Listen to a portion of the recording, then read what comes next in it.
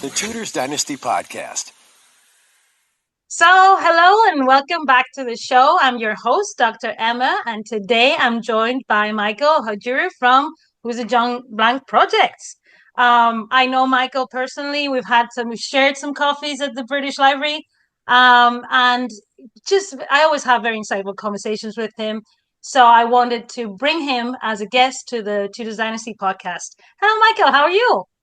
I'm very well. I'm really excited to be here today to discuss my passion with another person who is passionate about his subject. So I'm very much looking forward to the challenge will be trying to contain us both, but I'm looking forward to it. Yes, yes. We always have very, I said insightful conversations, but we get intense about what we love. And Michael is really passionate about Black history, about a specific person from the Tudor period, which we will talk about. But first, I want to talk about his most recent doctorate at the Open University. Congratulations, Michael, on that. Thank But you. this Thank you is for a that. recognition to all your work, really, in the John Blank Project, and really as an example of a larger movement of in Black history in Britain, which is amazing. That I follow closely because to me it's very important because everybody knows I studied Catherine of Aragon and we know she came with lots of people to England. And to me, it's very important to get Michael's insight in all of these things. So I collaborate with him regularly. His journey to John Blank came through another kind of a character. Do we want to call him? What do we call Yeah, him? yeah, you Do can you call want him a to character, introduce yeah. him? Do you want to Well, introduce him? it started with the Black Magus, the Black figure, the Black King in the adoration scene, and that goes right back to my dissertation, my final year. I Mm-hmm. did it on the Black Magus, a piece I'd found in Devon. This Black King, truly extraordinary. The fact that here in early 16th century Devon, there's a Black King, and yet there are no kings visited Bling. Yet there was no role model, but here he was. So that was my introduction to it, and I was totally captivated because it's a complex image in many ways. In terms, it's simple. There's a Black King with two other kings, but what he means, Mm. socially, politically, culturally, that's a whole new ballpark. And that's what I got involved with. That's what was my introduction to the Black presence in Renaissance Europe. So you talk about a Black King with two other kings, and can you explain Yeah. a little bit more and elaborate a Oh, bit on what does okay. mean culturally, Well, right? well, first, the adoration scene is only told in Matthew, and Matthew's gospel was the one that really was wanted to celebrate Jesus as the Messiah. He come Mm-hmm. to rebuild the temple. So he Mm-hmm. wanted to show that lineage, that this is the Messiah. So he has the first non-Jews to visit to visit the Jesus was these wise men. Mm-hmm. And over time, those wise men became fabricated into three kings because of the gifts. And this is what I find really fascinating because Bible scholars were always looking for things in the Old Testament that Mm-hmm. would predict the New Testament, just underlining that this is Jesus. Jesus is the King of the Jews and the Messiah come to save his people. And so they went back and they looked at Solomon, kings visited Solomon, kings visited David. So those wise men, who were actually priests, Zoroastrian priests, we believe, from the east, they'd seen a star and they'd followed it, wanted to see some Mm-hmm. wonder. And they, they morphed. They morphed Mm-hmm. into three kings, called the three gifts: frankincense, incense, and myrrh. And Yeah. the bit that always makes me smile. There's a power statement going on here. As I say, Mm. the first non-Jews, they're not just anybody, they're not just any Gentiles, not you or I. These were kings. Mm-hmm. Because the narrative here is this is the heavenly king being visited by the earthly king. So Exactly. we, the ordinary people, look on in wonder and amazement that there's this miraculous scene going on here. Yeah. So So just I agree. because I what agree. It's the three wise men, the three kings that visit Jesus, baby Jesus, after he's born. And to anyone who was raised either Catholic or specifically in Spain, like me, um, will know the story because this is a very important story in the whole celebration of the Christmas period at least in Spain. You have to think that, for example, in the case of Spain, the gifts to the children are Yeah. brought on the Epiphany, which is this feast that we're talking about. The Epiphany is the 6th of January, is when the three wise men, the three kings, end their journey, guided by the star. This is just taking me back to my childhood in Spain. And they arrive and they give these gifts to Jesus, right? And the most important thing I want you to know, Michael, is how popular the Black King is in Spain. Yeah, he's the most popular. Everybody has to choose one, and most people, especially the kids, choose the Black King, of course. So the three kings are special because they were kings and we looked up to them. And that made the 6th of January, the Epiphany, for many years, up until Charlemagne in 800 or something. That was the principal feast of the Christian calendar. It still is in Spain, by the way. I know you may think this being flippant, but that goes straight back to the Caesars, bread and circuses. They give out gifts on the 6th of January. This was magnificence, virtue on display. And often pictures of the three kings, one of the patron, the commissioner for the painting, we were having self in there as one of the kings. We have King Fernando in one of them. Exactly. It's in London, by the way. You can go and visit it. It is in London, in the Victoria Albert Museum.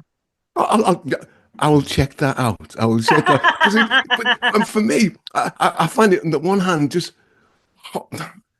how power was manipulated. They could own, they could pay to be in this scene and be at the center of the church on the biggest day of the year. Right. It's literally great to be the king. And it's a reminder to everyone that they have the connection with God, really, right? And they are exactly. They got the link. We and Jesus were together. And they're paying homage, so they're paying homage to the only one who they pay homage to, which is God, really. So this is perfect. Exactly. You're right. This is perfect. But because in at least in my culture, in Spanish culture, there's always been that very, very distinct image of the Black King. I didn't know that in Europe, at least for some time, it wasn't always, because his name in Spain is Baltasar. And I think he has that name in most cultures. Am I wrong? Am I right? I remember we had a discussion about this because the names Melchior, Jasper, and Balthasar, the head, the older one. Let me come back to the older in a moment. The first king was usually Melchior, then it was Jasper and Balthasar, and they oscillated. And I guess in Spain he was Balthasar, the Black King. Yes. Because there was three. Why the three? Because there was three continents were known, and this was again signs and wonders. The three continents were coming together, and Africa was the youngest one, so it always shows the youngest. But it was not always black, though. And the adoration in the National Gallery here, they've got 23, 24 adoration scenes. Half of them of young boys in the final scene. The other half have the black. Coming back to your point about the black in Spain, the Black King in Spain, I've always seen this as problematic because the black presence in 16th, 17th century Spanish paintings is very rare, very special. And you can help me here, as I understand it, all the adoration scenes you have in the Prado, that were brought into Spain at the time, we see in the Prado, they were from Northern European artists. There was no indigenous artist other than Velázquez, and that was a controversial one. That's the only one I know about. So let me put it back to you: the Black King in Spain as an image. Yes. Okay. First, going back to the name, have you ever found when there is a Black King, is his name Baltasar? Yeah. But as I say, they oscillate. Jasper, Balthasar. Right. But if there is a Black King, he's always the same one. He's always Baltasar, right? Yeah. Okay. That's because I'm fighting with the Met for them to change the name of a nativity scene that has a Black King and he's not Baltasar. So my argument would be, in that case, he should be Baltasar, right? well, as I'm trying to say, it's not mandatory, but it's Okay, it's not quite mandatory. normal. It's quite Okay, it's normal, not you mandatory, know. but it's But 99% of the but times. if we go a little bit further, if you look at the picture, the composition of the Yeah. three kings, I argue it's two and one. It's two Okay. white guys and one black king, Yes. and the black king has well, I argue has four attributes where clearly you can demonstrate, you can see. Hmm. The first, he's always Hmm. last in line, and people argue that because it was Africa or he was the youngest, so Hmm. he respectful. And Hmm. they argued the three kings was an older king, middle-aged king, and a younger king. Hmm. So there's a respect link That's here. how we see it always in Yeah, Spain. The first guy has a white beard, the second guy has a brown beard, and yeah. the black guy doesn't have a beard usually, is a And, young. well, exactly. He could often be young. And the thing I love about him, okay, I'll come to that in a moment, is the second attribute, and this is quite subtle. Mhm. He's often dressed flamboyantly. He's often carrying a sword, and he's often on the edge of. I say he's on the not just last time. He's often on the edge of the painting, Mhm. as Mhm. though he's going out Mhm. rather than coming in, or he's often not looking at them. Because this is me. I argue, and I've discussed it with a couple of historians, the fact that this is the creation of otherness. Mhm. He's not quite other, and that Right. flamboyant dress and he's often dressed differently, and he's often the height of fashion. Yes, I agree. The two younger kings, oh no, the other two kings are He's a kind of cool king. He's a always, cool kid. you know, That's what the, everybody thinks in Spain too. He's a cool exactly king. because the other two kings are wearing pinstripe suits. Yeah. He's wearing jeans and a t-shirt He's and in the probably latest fashion for sure. yeah, yeah, Always. Yes. he's cool. And the last attribute, and this is I've never seen any white king with this, is an earring. Is an earring, the Like an gold. earring in his, Yeah, okay. He's gold in, wearing and an that earring. I see that as significant for two reasons. Hmm. The first is that A quite the prominent earring usually, yeah, right? yeah, It's yeah, like a you big can see it or one. not. You see it. Yeah. The first being gold was wearing gold was associated with Africans because they were supposed to be naked and run around wearing much gold. Hmm. Hmm. That's an attribute to that. And the other one's a little more subtle, because the Bible talks about free, uh, freed slaves who wanted to stay with their master Hmm. pierce their ears. Pierce. So that's a kind of wanting to be with the master. Now, who is the master in terms of the king? Who is the slave in that sense? We don't. It's not clear. Hmm. But that's been put to me. I don't personally. I don't buy that. Hmm. I do talk about it in the sense of completeness because some people argue that's the origin of the pierced ear. Hmm. That women wanted to be close to to be related to. They were quite a servant. No, Uh-huh. they were a slave to their husband. Because just let me finish on one point. Ciao is medieval Italian for "I am your slave." Uh-huh. Ciao. So there are connections with slavery because slavery was well known in that period Yeah. in Italy. So it would have been common to make that connection, but relating it to the king in terms of that pierced ear. Well, I'll tell you something that I found out about that I think could be something to contribute to this. Not that I truly understood but what I found is that Catherine did take slaves to England, Mm, and her sisters had slaves too. In the case of her sister, when she died, she freed her slaves. And some of her slaves, because they had converted to Christianity, and that was the route to, and your master wanting to free you, obviously. Um, and a lot of these slaves have the same name as the master. In the case of Catherine, Catalina, her bed, the yeah. woman who Mm, testifies in favor of her in the trial in Spain when the marriage between Henry and Catherine, who says the queen was a virgin. I saw the evidence the next morning in the marriage with Henry VIII, Catalina, she was a freed slave that stayed with Catherine. Um, so that connection. I don't know now if that would mean they would pierce the ears or something like that, but I do know that that was something they had. That she took people with her that had become slaves, and then that woman ends up as a free woman back in Spain when she has served Catherine, and then she testifies years later when Henry wants to divorce her.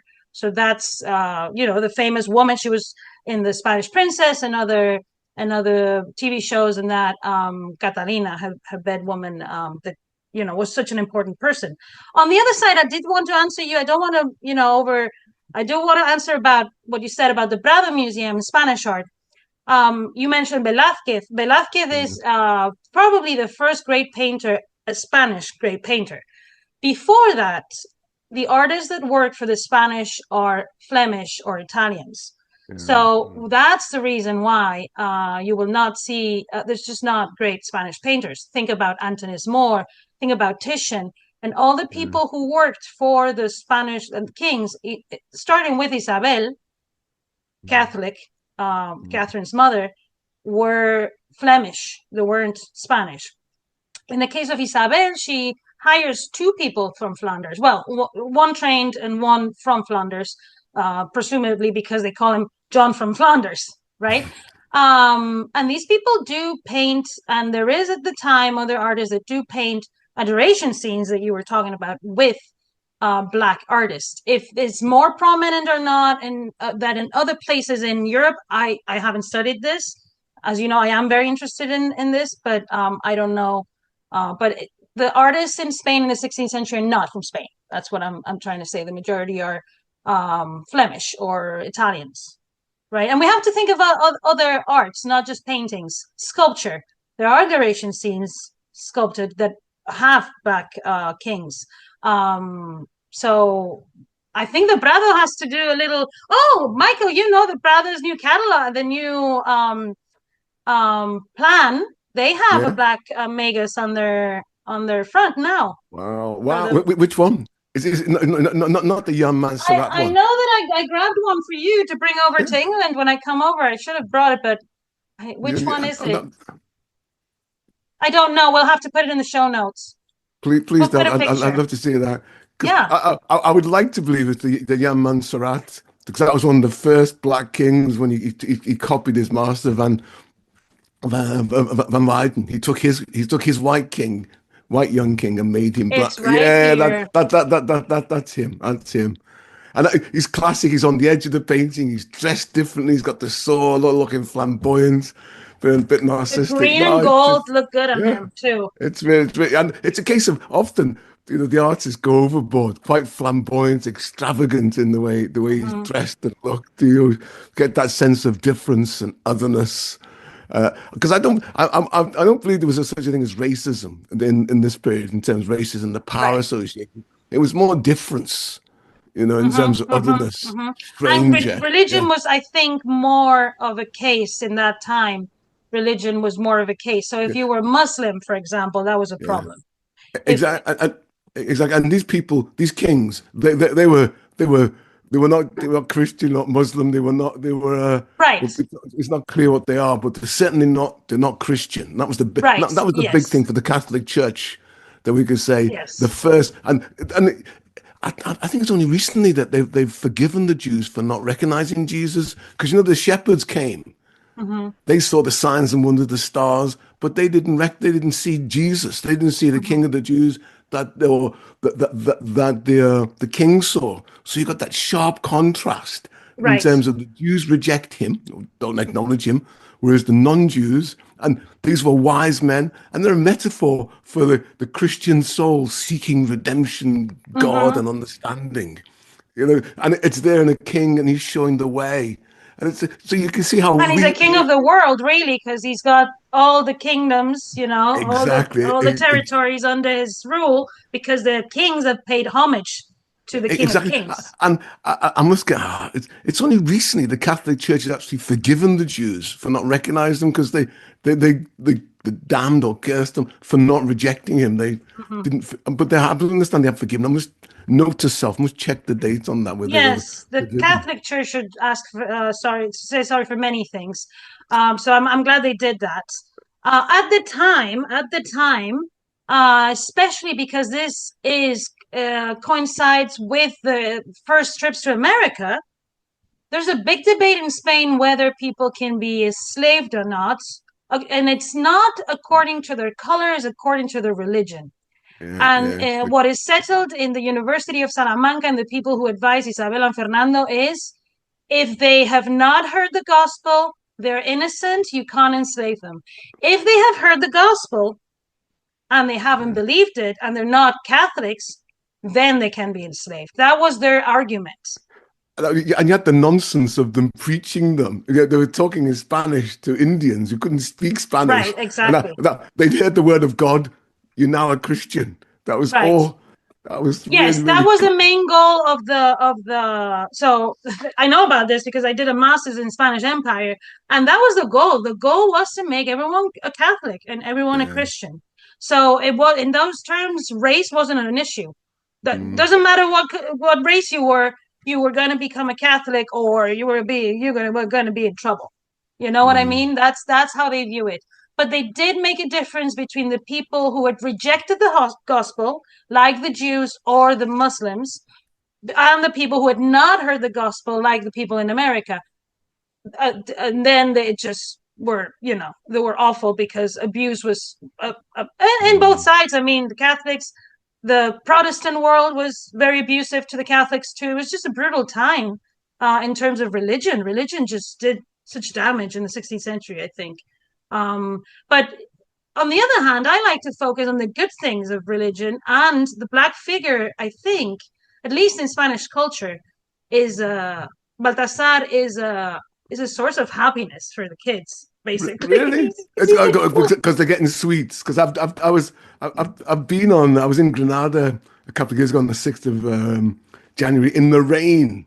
But the streets were rammed, they were packed. That's the 5th. The 5th is when they do the parade. Oh, it was in the evening. It was in the evening. Yeah. Right. So the previous day they do the parade is the 5th, and then on the 6th, it's like it's like any Christian kid gets gifts on Christmas Day. In Spain, they get it for the 6th of January. It's the three wise men, and people have and the things you don't leave a stocking, for example. You leave some water for those camels because they come in camels, and if you're not good, they bring you coal. It's a whole ritual similar to what Father Christmas Santa Claus is, but with these three wise men. So you leave 3 cookies, you don't leave 1 cookie. You know what I mean? It's a different ritual altogether. Well, what I found fascinating, and the Black King I saw was a black man. But reading about it, it has been quite controversial. The black face. But now there is a movement. As it should be, because Spain has always been a place where there's been a lot of black people. So, if he's a black king, you should have a black person. No doubt in my head about that. And that's happened across Europe because Poland is a strong Catholic country.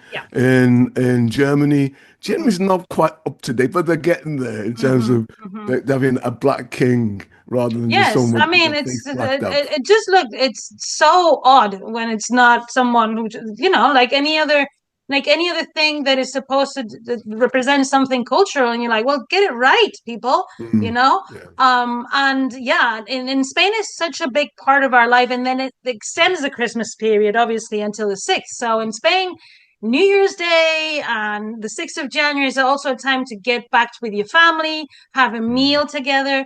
We have a what we call Roscón de Reyes. Is a cake. It's a cake you only eat on that day. Yeah, the 3 kings, cake of the 3. Yeah. So, it comes with a crown. We like our kings things. We like the monarchy, the exotic monarchies of the East, for sure. And for me, I think I found fascinating about that. As I say, it dates back to the bread and circuses and that sense of virtue, giving back.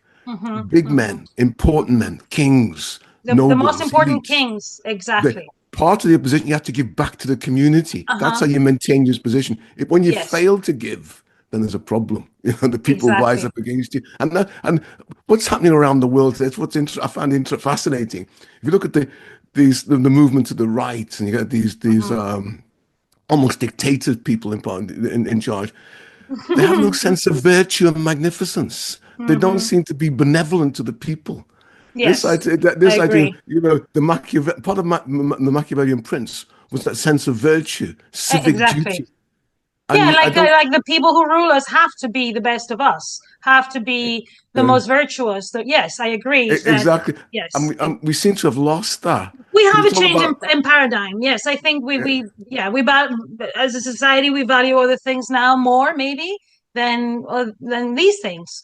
But I want to put you on the spot right now because mm, talking about the three wise men and Baltasar and another black man, in this case, a real man that we know because of the documents, the visual documents and the written documents that you've studied a lot, that nobody knows better than you, who I have, we know him as a musician, but I want to bring up something really important about this person that you've studied about, John Blanc, who was a trumpeter in the court of Henry VIII, and presumably came, as Miranda Kaufman said, from Spain with Catherine of Aragon. I'm going to pick you up there. I know we had this discussion before. Presumably came with Catherine of Aragon. I'm going to put you on the spot now. Have you got that in writing? Well, it's difficult to prove that someone, especially names, and No, no, no, we know no, about exactly. John because Yeah, there's several factors that coincide, right? The fact that there's a guy in the sources named John Blanc or Black and others, yeah. and he's a trumpeter. And then you want to introduce the visual source that we have? Yeah, no, no, exactly. You do. You have a tradition, and there's a prima facie case for him coming over, but there's no document. And for me, that's part of the wonder, which is John Black, the Yeah. intriguing thing I like about him, because we talked about the king, the three kings. Yes. There are literally thousands of images of the three kings, Mm-hmm. but those three kings never existed. They're a fiction. And the Black King, Right. there was no model for Black kings visited in Europe at the period. So completely made up, into something from Bible study or a Mm-hmm. Bible invention. And the sort of courtly tradition. Well, he's always been there, so have the Black King there, Mm-hmm. and the artist imagination. So it's a fiction. Yeah. Yeah. Was John Blanc actually existed? He was a Mm-hmm. real. He Why did. not a real person? Because we got those two images on the Westminster Tournament Roll, are absolutely superb documents. Really, In the College testament of to, Arms in London. yeah, testament to a really important incident. But yeah, you have the two images, and you've got several fleeting records of him. He was paid Mm-hmm. wages. He was given cloth for the funeral, cloth for the Mm-hmm. coronation. Mm-hmm. He was given. There's about 7 or 8 references to him, Mm-hmm. so we know he existed. So his 7 or 8, maybe a little bit more than that. no, believe me, his bio is quite short. Yes. His with John Blanc, and some of them just include him in a list with the other Right. trumpeters, Yeah. given stuff. So, but from that we know he existed, and that was the magic for me in terms of how can we bring John Blanc to life? Because Mm-hmm. all this Balthazar is a reality now, but he didn't exist. It's a fiction with John Blanc's reality. How can we bring him to life? And that was the genesis for my project, trying Mm-hmm. to make him real, making him Yes. real. So the Westminster Tournament Roll is a very long parchment where there is a depiction of a tournament that happened in 1511, in February 1511, when Henry VIII and Catherine of Aragon were celebrating the birth of their newborn son, Prince Henry. And John Blanc is depicted in the procession twice because he was one of the trumpeters that was announcing the arrival of the king. Catherine of Aragon is in a bed of state. She's just given birth, so she's in a bed of state that has H's and K's. And in this tournament, Henry took the name of Sir Loyal, or Lo- Loyal Heart. Loyal heart, yeah, Loyal Heart. joking, yeah, really, yeah. Yeah, it's a bit ironic when you think about it with later Mm. events. But at that time, he was loyal, apparently, somewhat. And he does this tournament for this is based on courtly um, medieval culture tournaments, jousts, and things like that. So John Blanc is present there, and that is, as far as we know, the first depiction of a black person in English art. Am I right there, Michael? Yeah, we talk about the first knowing of a black No. person we have an Yes. image and a record of. The one we Because, have recorded, yeah, yes. he's there, as you say, he's there at the entry. He's in a troop of 6 trumpeters. Mm-hmm. Here comes the king. and his court. And at the second day is a 2-day tournament. Here comes the king again. The king who's won the tournament. Well, he's the only one who could win it. Right. He's celebrating it. So he's there announcing him. You know what's fascinating about that trumpeter, black trumpeter, and the King Henry? That goes straight back to the Islamic court in the 12th century Spain. And we have. You believe John might have been Spanish, Michael? No. Is that what you're saying? No, I am not saying that. I think I heard something like that. No. What I am saying is the tradition of having black trumpets, because there's a scroll with Henry VI, the Holy Roman Empire, going into Palermo in about, I think, 1197, and he's being led in by black people wearing turbans with trumpets. If you go to the art of the time of Alfonso X, known as the Wise in Spain, we have depictions of black people playing instruments. And this is very rare because, as you know, in Islamic art, they couldn't represent figures. So this is Christians representing black people. And there are some playing the lute, the trumpet. So obviously they are involved in music at an early time. And I argue that was other European courts copied the Holy Roman Empire. Right. As just the Holy Roman Empire copied the Islamic court. Right. Other courts copied him. Well, and Alfonso was in contact and married his sister to the emperor. So that's where that connection could have come from. Also, I wanted to bring back one thing that you mentioned that is very important. You said there were 6 trumpeters, right? Yeah, there's Trooper 6. Yeah, he was in the middle. Trooper 6, and he's the only black person in that. Well, about a year ago, Michael asked me to write a little piece on what I thought who John Blanc could have been if he came from Spain, and it's very fascinating to find out that when Prince John, Catherine of Aragon's brother, dies, when he dies in 1497. He has 6 trumpeters, right? That do not appear in the Queen's records anymore after that. He's had them for some time since the conquest of Granada. So that's where those trumpeters could have come originally. And in the case of the majority of them have what we could call Christian names. But let's not assume, but but one of them at least has a name that's very specific. Juan, could be John, same name. De Salonia, right? Salonia is a place in Turkey, a place that was under the Ottoman Empire. And the only other time Salonia is mentioned in those sources is to reward someone called Colin. I don't think he was from Spain, Colin. Never met a Spanish Colin ever. To me, no, he sounds like from Limerick or Dublin or somewhere like that. That was rewarded because his hand was cut off in those islands. He says in the islands of Salonia, right? So we know that they're referring to that place. He's the only person that is potentially a black person, the Salonia, from that place. They gave the names to the people from the places they were. The other interesting thing is Catherine of Aragon takes 6 trumpeters with her to England. We don't know their names. They say, and they're paid at least once by Queen Isabel, but we know there's 6. There is one payment to one of the trumpeters that we do have his name, and is one of Juan's trumpeters, one of the 6 trumpeters that he had. So, I mean, come on, Michael. Juan de Salonia was John Blanc, and you know it. I know that argument. You've given it to me many times, and I don't know why. In some ways, it's too easy. Oh no! Okay. A, B, C, D. That you there. No, that's when you find evidence that's inclusive. It's called easy. No. Would it be so terrible if he was? No. Of course it would never. Of course, originally he wouldn't be from Spain. He would be from Turkey, right? He would exactly.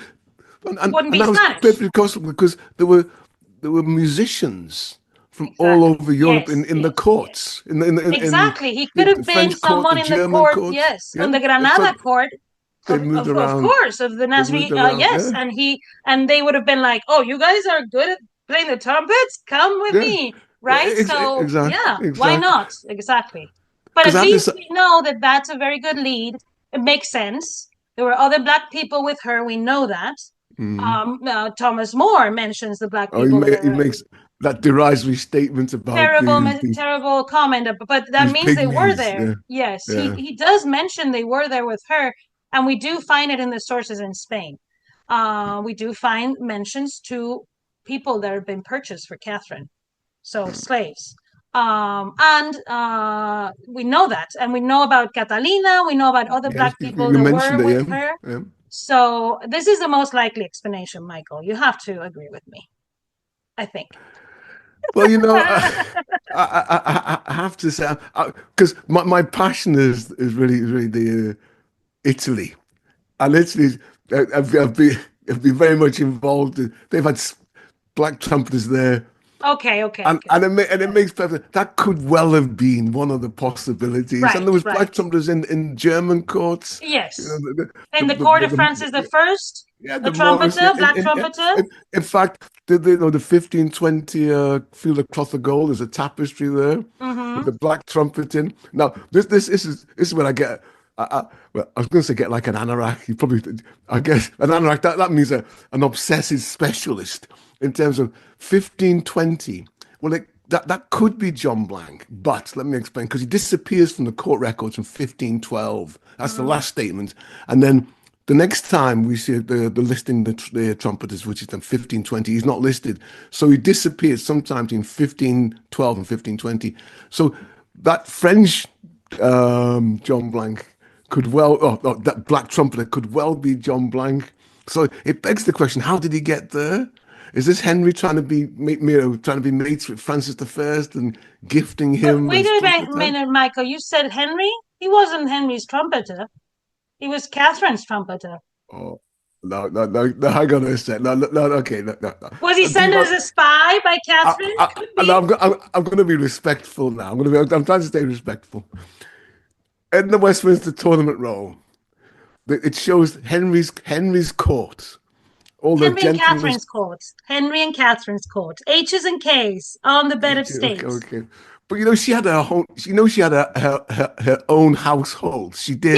She did. She Yes. kept her own But people. it's more fluid than we think. I find people from the king's household and the queen's household in the reign of Henry VII and Elizabeth of York. It's more fluid than we think. And Henry did, for example, Catherine recruited a medical surgeon for Henry, and he became part of his household, but she recruited him. I wanted Okay. to mention, since you said Italy, before we ran out of time, because this is getting very interesting. We're talking a lot, but I wanted to bring up a connection with Italy, potentially with John Black, because the first time that Pietro Torrigiano is mentioned, Pietro Torrigiano, we've talked about him in the podcast, in the show. He was an artist from Florence that broke Michelangelo's Yeah, nose, so yeah, had it yeah, yeah, bleed. He ends up in the court of Henry VIII and yeah, Catherine. yeah. Yeah. And the first time he works for them, it's for the Epiphany. When Is that? he, Oh, okay. So I was going to say, yeah, in I know him from 1511. his dad. So I know him from his dad's tomb. He designed Henry VII's tomb. He It's got the designed Henry cherubs on VII. there. Yes. But Okay. before that, we know he worked on things for Catherine in the Epiphany of 1511 because there's mentions to terracotta, and that's a medium he brings to England. So we Yeah, know yeah. it's him. And he's making these things for the Epiphany in Spain we do, and this is why that triggered an idea in my head that this could be a nativity scene, because little baby Henry was born, and there were pomegranates made of terracotta by Torrigiano, painted, so there's references to the paint and all that.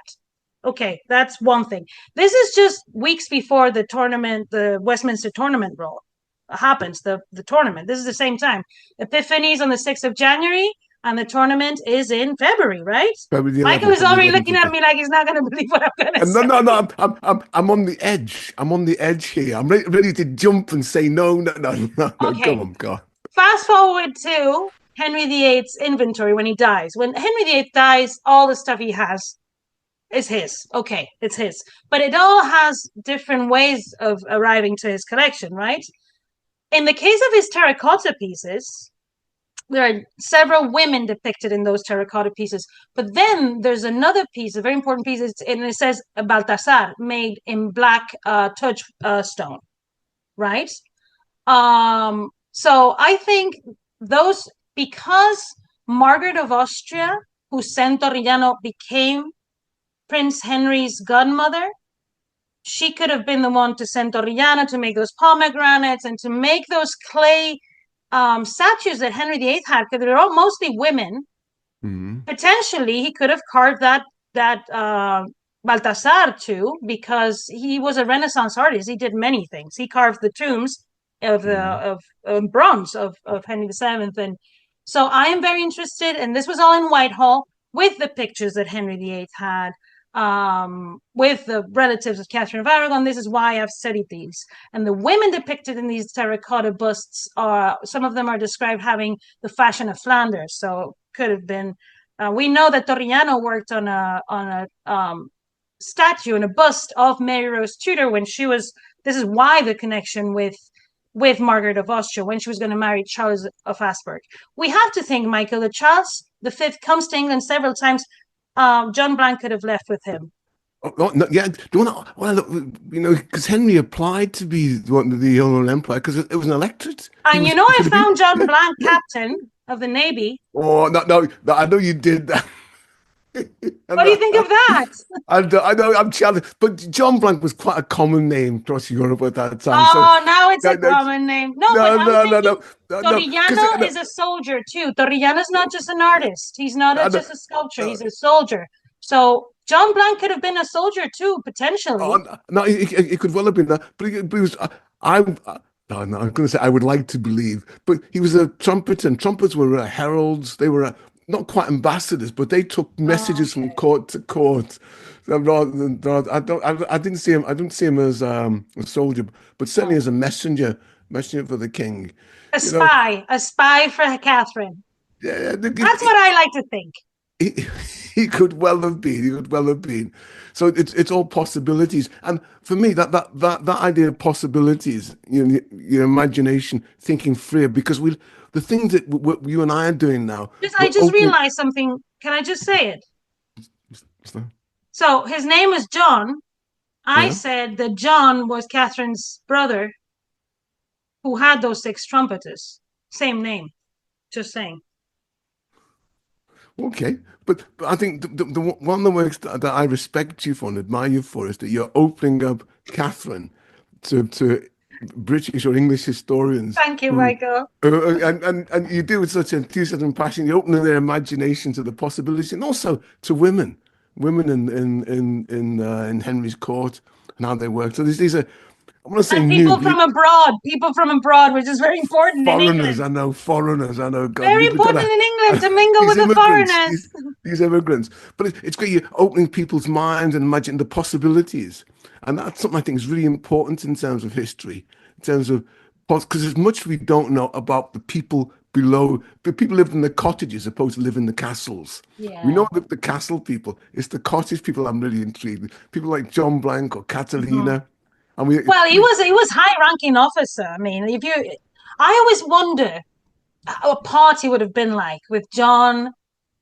It would have been fantastic. Henry, I guess, had to be there because he was the king. Musicians, when they get together, because they had a good life. They were well. Yes, exactly. Well found. They lived in the castle. They lived well. I have this idea that all the women looked up to all the trumpeters, all the musicians. Probably. They were probably featured in the wedding of Arthur and Catherine. Yeah. Those 6 trumpeters that arrived with her were the ones to announce the groom and bride. They were important. And I want to show you. I have John with me here at all times because I'm always Michael. I'm always because I think what I share with you is the way that. Because I had to bring Catherine out of the obscurity from those books that I was like a little reference here, a little reference there. And when I went to the Spanish sources, it was so different. I think your methodology in that sense is very similar.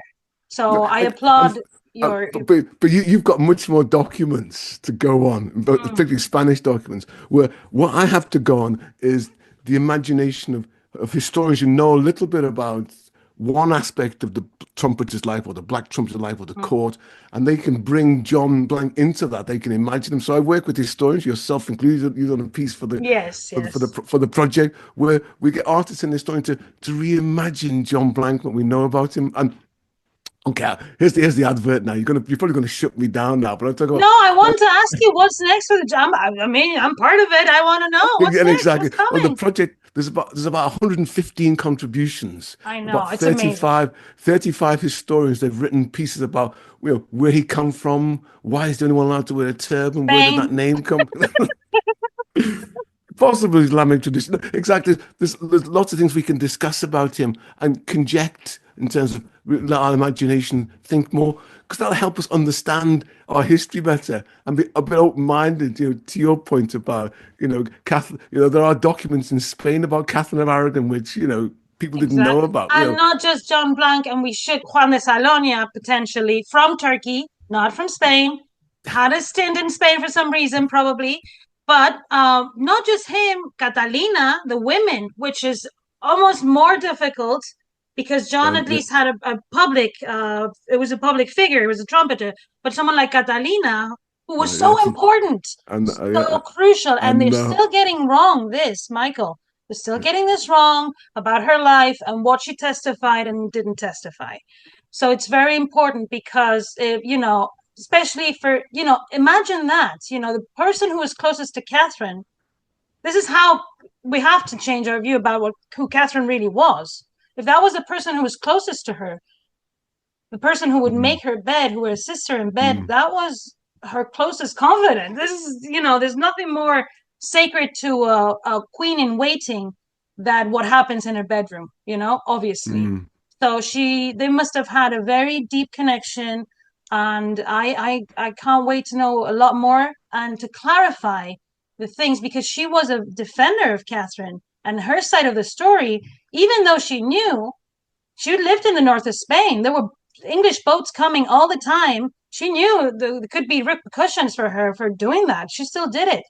I love John Blanc, but as a art historian centered in gender studies, I think figures like Catalina and other figures that will come out of more work are amazing too. So I applaud the John Blanc project, and it should be an extension, maybe, Michael, to other. No. It's about band. Because Katherine would be a brilliant case because we have no images of her, none. Right. But she's documented. She's described of what her words are known. She's important too, and the full story hasn't been told. Maybe we should discuss that offline, how we can take that in, because there's some people take a very different view of Catalina, in terms of the Henry didn't find her, that she never testified. Right, so, that's not true. I know. Big statement. As far as we know, no. Sorry. Michael always teaches me about, being contained, but I don't listen. Exactly. So no, it's a really interesting topic. So maybe maybe we'll come back to you in terms of Catalina. Yes. I have this. But one of the things I wanted to do with the project was to have a film about John Blanc and Catalina.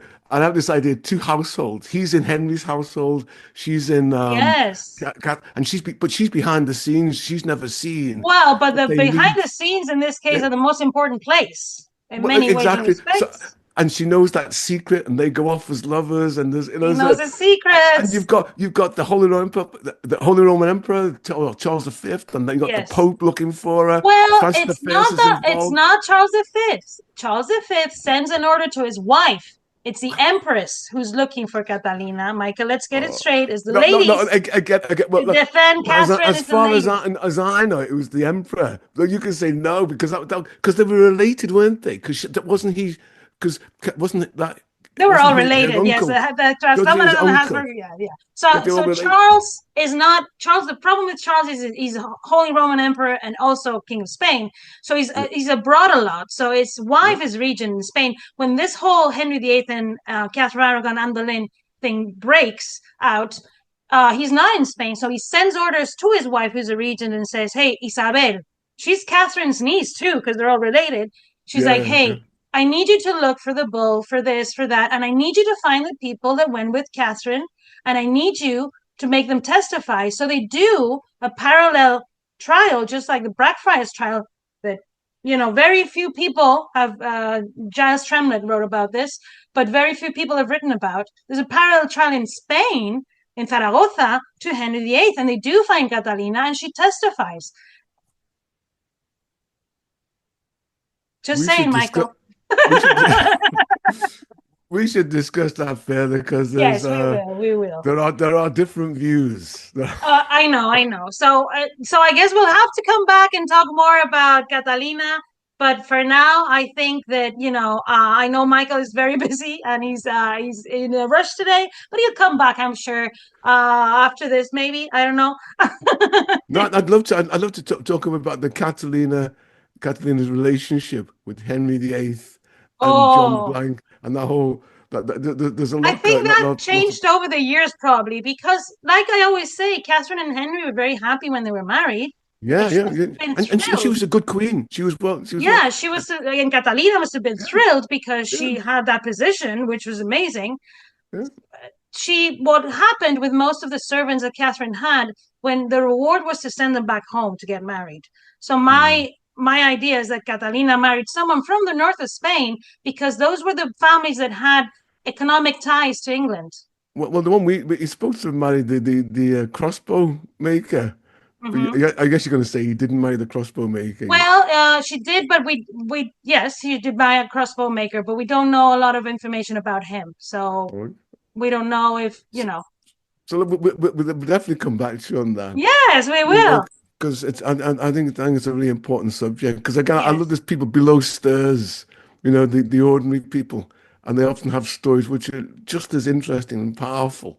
She sounds like a very, very brave woman, and like a woman who developed a very close connection to Catherine and who felt very wronged when, her mistress was mistreated. So obviously, it was duty too. She was her queen and had been her, so it's the 16th century. We still have to remember that's the time, right? But what it sounds like is they had a close connection. So we'll come back to talk about that. But for now, we have to let Dr. Michael go because he's a very busy man. But thank you so much for coming to the show, Michael. It was lovely. And I guess I'll see you in March. I'm coming to London. I very much look forward to seeing that, and we can catch up on this Catalina stories. I think there's something to be had there. I think coffee's on me this time. I always manage to not pay coffee with Michael. I don't know how. I look forward to it. You're welcome. Sua casa, mia casa. Muy bien. I love London. See, it's so welcoming. Okay, Michael. Thank you so much. Take it easy. I appreciate you. Thank you so much. Bye. Thank you, everyone. Have a great day. Bye-bye. And that concludes another episode of the Tudors Dynasty podcast. Thank you so much for listening. If you love the show and would like to show your support, consider becoming a patron over on Patreon. That's patreon.com/Tudors Dynasty. Over there, you'll get commercial-free episodes, early access, and some patron-exclusive content as well. If you would prefer to show your support in another way, head on over to my website, tudorsdynasty.com, and click on the shop to see some of the new merchandise that I have available. Thank you so much for listening. Until next time. The Tudors Dynasty Podcast.